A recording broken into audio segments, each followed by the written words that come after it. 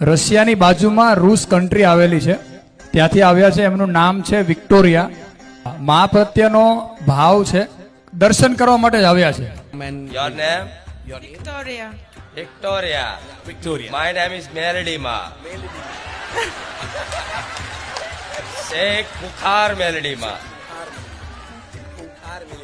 Kunkar means dangerous, you know. Danger. Yeah, dangerous. Yes. Yes. Yes, yes. So it's a Kunkar, you say. Kunkar. Melody Ma. Meririma. Jai Shri Ram. I want to say thank you because I think maybe I don't deserve be there, but he always say no, don't worry, they kind. And I'm very shy, I'm very nervous. But also I believe it's everything from God and it's like dream. Thank you so much. Jai Shri Ram.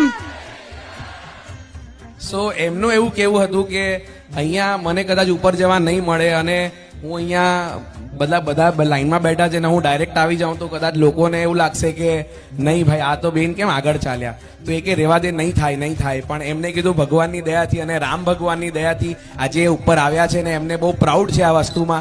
I say mantra. Yeah, he will give you a mantra. Ram Ram. Ram Ram. દરરોજ આનો જાપ કરવાથી Okay. અનંત શક્તિઓ, ચિંતા, મનની ચિંતાઓ, મનનો ભય, શંકા, અશાંતિ દૂર થાય.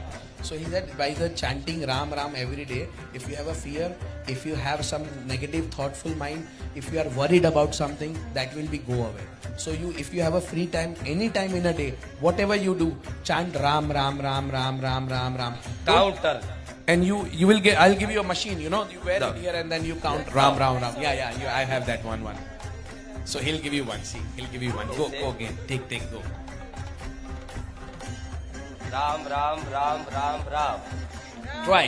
રામ Yeah. રામ રામ રામ રામ રામ. લાવો See, he'll give Tilak you. કરશે. Yes, કરશે. લાવો તિલક લાવો. તિલક આપો. So he'll give you a tilak. તિલક. માતાજીને આશીર્વાદ આપો કે એના દુઃખ બધા દૂર થાય માં. ભલે રામ. મનથી પ્રેમ ભાવપૂર્વક ભજન કરતા કરતા રામનું નામ લેતા લેતા માતાના કોઈ ગરબા છંદ સ્તુતિ ગાતા ગાતા તમારી આંખો પલળી જવી જોઈએ. એ જ સાચી ભક્તિ ને એ જ સાચી પ્રીત છે.